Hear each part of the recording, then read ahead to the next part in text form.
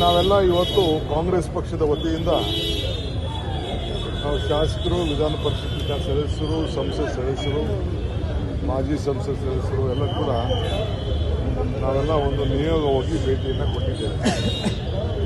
ನಾನು 3 ದಿನದಿಂದ ಗವರ್ನರ್ಗೆ ಒಂದು ರಿಕ್ವೆಸ್ಟ್ ಮಾಡಿಕೊಂಡಿದ್ದೆ, ತಮ್ಮನ್ನ ಅನುಮತಿ ಭೇಟಿ ಮಾಡಬೇಕು ಅಂತೇಳಿ. ಘನವೆತ್ತ ರಾಜ್ಯಪಾಲರು ಇವತ್ತು ನಮಗೆ ಭೇಟಿ ಮಾಡಲಿಕ್ಕೆ ಅವಕಾಶವನ್ನು ಮಾಡಿಕೊಟ್ಟು ನಮಗೆ ಟೀ ಕೊಟ್ಟರು, ಕಾಫಿ ಕೊಟ್ಟಿದ್ದಾರೆ, ನಮ್ಮ ಮಾತು ಸ್ನ್ಯಾಕ್ಸ್ ಕೊಟ್ಟಿದ್ದಾರೆ, ನಮ್ಮ ಮಾತನ್ನು ಆಲಿಸಿದ್ದಾರೆ. ನಮಗೆ ನ್ಯಾಯ ಕೊಡ್ತೀವಿ ಅಂತೇಳಿ ಭರವಸೆಯನ್ನು ಕೂಡ ಕೊಟ್ಟಿದ್ದಾರೆ. ನಮ್ಮದು ಮುಖ್ಯ ಇಲ್ಲಿ ನಾವು ಸಿದ್ದರಾಮಯ್ಯನವರ ವಿಚಾರಕ್ಕೆ ಇಲ್ಲಿಗೆ ಬರಲಿಲ್ಲ. ಸಿದ್ದರಾಮಯ್ಯನವರು ನಾವು ಹಿಂದೆ ಹೋರಾಟ ಮಾಡಿದ್ದೇವೆ, ಕೋರ್ಟಲ್ಲಿ ವಾದ ನಡೀತಾ ಇದೆ. ಅದು ತಪ್ಪೋ ಸರಿಯೋ ಅಂತೇಳಿ ಕೋರ್ಟು ತೀರ್ಮಾನವನ್ನು ಮಾಡ್ತದೆ. ನಮಗೆ ನ್ಯಾಯಾಲಯದ ಬಗ್ಗೆ ನಮಗೆ ನಂಬಿಕೆ ಇದೆ. ಇವತ್ತು ನಾವು ಬಂದಂಥ ವಿಚಾರ ಏನಂತ ಅಂದರೆ 4 ಮಾಜಿ ಸಚಿವರು, 3 ಮಾಜಿ ಸಚಿವರು ಮತ್ತು ಒಬ್ಬರು ಮಾಜಿ ಮುಖ್ಯಮಂತ್ರಿ, ಅವ್ರ ಮೇಲೆ ಕೋರ್ಟ್ ಆದೇಶ ಬಂದು ಇನ್ವೆಸ್ಟಿಗೇಷನ್ ಆಗಿ SIT ಫಾರ್ಮೇಷನ್ ಆಗಿ ಒಂದು ತನಿಖೆ ಸಂಸ್ಥೆ ಎಲ್ಲ ಆದಮೇಲೆ ಚಾರ್ಜ್ ಶೀಟು ಮಾಡೋಕ್ಕಿಂತ ಮುಂಚಿತವಾಗಿ ಅದನ್ನು ಪ್ರಾಸಿಕ್ಯೂಷನ್ ಪರ್ಮಿಷನ್ ಕೇಳಿದ್ದಾರೆ. ಸೊ ಅವರು ಗವರ್ನರ್ಗೆ ಬರೆದಿದ್ದಾರೆ, ಲೋಕಾಯುಕ್ತದಿಂದ SIT ಟೀಮ್ ಕೂಡ ಬರೆದಿದ್ದಾರೆ. ಅದೇ ರೀತಿ ನಿರಾಣಿಯವ್ರ ಮೇಲೆ, ಮುರುಗೇಶ್ ನಿರಾಣಿಯವ್ರ ಮೇಲೆ, ಶಶಿಕಲಾ ಜೊಲ್ಲೆಯವ್ರ ಮೇಲೆ, ಜನಾರ್ದನ್ ರೆಡ್ಡಿಯವ್ರ ಮೇಲೆ ಕೂಡ ಪ್ರಿವೆನ್ಷನ್ ಆಫ್ ಕರಪ್ಷನ್ ಆ್ಯಕ್ಟ್ ಮತ್ತು 2018 BNS ಹಿಂದೆ 197 CPC ಅದಕ್ಕೆ ಲೋಕಾಯುಕ್ತ ಪ್ರಿಯರ್ ಅಪ್ರೂವಲ್ ಬೇಕು ಅಂತೇಳಿ 17A ಪ್ರಕಾರ ಇವತ್ತು ಅವರು ಕೇಳಿದ್ದಾರೆ. ಸೊ ಆದರೆ ನಮ್ಮ ಘನವೆತ್ತ ರಾಜ್ಯಪಾಲರು ಹಿಂದೆ ಸಿದ್ದರಾಮಯ್ಯ ಕೇಸಲ್ಲಿ ಯಾರೋ ಒಬ್ಬರು ಅರ್ಜಿ ಕೊಟ್ಟರು ಅಂದ ತಕ್ಷಣವೇ ಶೋಕಾಸ್ ನೋಟಿಸ್ ಕೊಟ್ಟು ನಾವು ಗವರ್ನರ್ ಅವರಿಗೆ ನಮ್ಮ ಕ್ಯಾಬಿನೆಟ್ ಅಡ್ವೈಸ್ ಮಾಡಿದ್ರು ಕೂಡ ಇದನ್ನು ತಿರಸ್ಕಾರ ಮಾಡಿ ಅಂತೇಳಿ ನಾವು ರಿಕ್ವೆಸ್ಟ್ ಮಾಡಿದ್ರು ಕೂಡ ಅವರು ಸ್ಯಾಂಕ್ಷನ್ ಮಾಡಿ ಪ್ರಾಸಿಕ್ಯೂಟ್ ಮಾಡಲಿಕ್ಕೆ ಮತ್ತು 17A ಪ್ರಕಾರ ಅದನ್ನು ಆಗಬೇಕು ಅಂತೇಳಿ ಅವರು ಅನುಮತಿಯನ್ನು ಕೊಟ್ಟಿದ್ದಾರೆ. ಅಂದರೆ ಅದರಿಂದ ತನಿಖೆ ಆಗಿರಲಿಲ್ಲ. ಇಲ್ಲ ಯಾವ್ದಾದ್ರು ತನಿಖೆ ಆಗಿ ರಿಪೋರ್ಟ್ ಬಂದಿದ್ರೆ ಅದು ಬೇರೆ ವಿಚಾರ, ಅವ್ರದ್ದು ಭಾಗಿಯಾಗಿದ್ರೋ ಇಲ್ಲೋ ಅನ್ನೋದು ಅದು ಬೇರೆ ವಿಚಾರ, ತನಿಖೆ ಆಗಬೇಕು. ಇಲ್ಲಿ ಎಲ್ಲ ಅವರ ವಿಚಾರದಲ್ಲಿ ಭಾಗಿಯಾಗಿದ್ದಾರೆ ಅನ್ನೋದು ವರದಿ ನಮ್ಮ ಹತ್ರನೂ ಮಾಹಿತಿ ಇದೆ, ಗವರ್ನರ್ ಹತ್ರನೂ ಮಾಹಿತಿ ಇದೆ. ಹೀಗೆಲ್ಲ ಕೊಟ್ಟಿದ್ದಾರೆ. ನಾವು ಕೊಟ್ಟಕ್ಕೆ ಅವರು ಕಳಿಸಿದಾಗ ಅದನ್ನು 1 ವಾರನೋ 10 ದಿನನೋ ಟೈಮ್ ತಗೊಂಡು ಕ್ಲಾರಿಫಿಕೇಶನ್ ತೆಗೆದುಕೊಂಡು ಪರ್ಮಿಷನ್ ಕೊಡ್ಬೋದಾಗಿತ್ತು. ಆದರೆ ನಮಗೆ ಏನು ಅನುಮಾನ ಅಂತಂದರೆ ಈ ಗವರ್ನರ್ ಆಫೀಸು ಇದು ರಾಜಕೀಯದ ಆಫೀಸ್ ಆಗಬಾರ್ದು.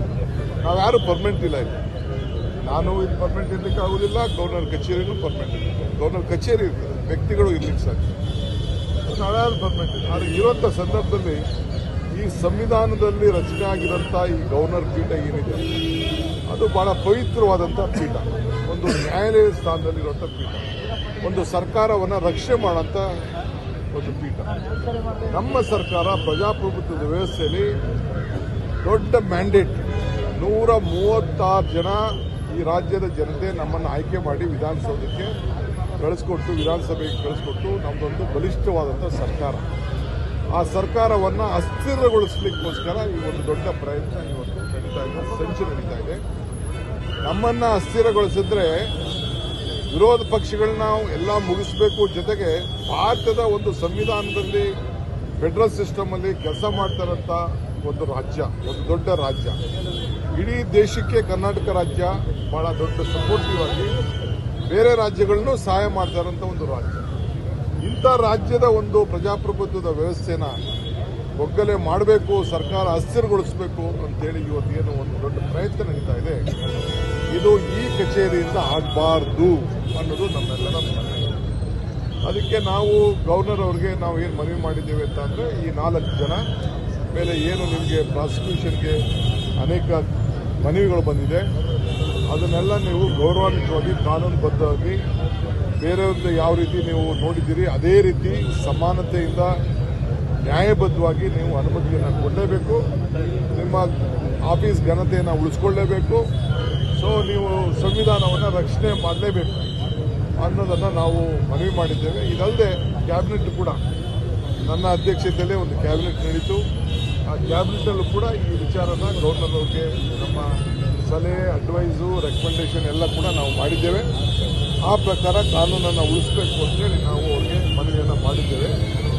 ಸೊ ಅವರು ಇದನ್ನು ಅವರು ನಮ್ಮ ಹತ್ರ ಏನೂ ಇಲ್ಲ, ನಾನೆಲ್ಲ ವಾಪಸ್ ಡಿಸ್ಪೋಸ್ ಮಾಡಿದ್ದೀನಿ ಅಂತ ಕೂಡ ಒಂದು ಮಾತನ್ನು ಅವರು ಹೇಳಿದ್ದಾರೆ.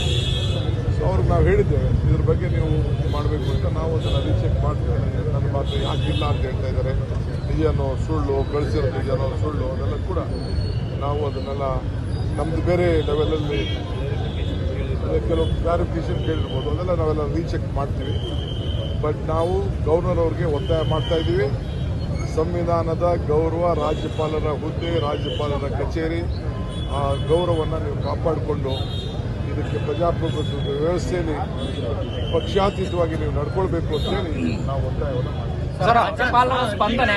ರಾಜ್ಯಪಾಲರ ಸ್ಪಂದನೆ ನಿಮಗೆ ನ್ಯಾಯ ಸಿಗುವಂತ ಭರವಸೆ ಮೂಡಿಸಿದೆಯಾ ಸರ್? ನೋಡಿ, ನಮ್ಮ ಡ್ಯೂಟಿ ನಾವು ಮಾಡಿದ್ದೀವಿ. ನಾವು ರಾಜ್ಯದ ಜನತೆ ಹಿತಕ್ಕೋಸ್ಕರ ನಾವು ಹೋರಾಟ ಮಾಡ್ತಾ ಇದ್ದೀವಿ. ಅವರು ಮಾಡಲೇಬೇಕಾಗಿದೆ. ಅವ್ರಿಗೆ ಆಪ್ಷನ್ ಏನಿಲ್ಲ. ಅವರು ಪ್ರಾಸಿಕ್ಯೂಷನ್ ಪರ್ಮಿಷನ್ ಕೊಡಲೇಬೇಕಾಗಿದೆ. ಕೊಡ್ತಾರೆ ಅಂತೇಳಿ ನಮ್ದು ವಿಶ್ವಾಸ.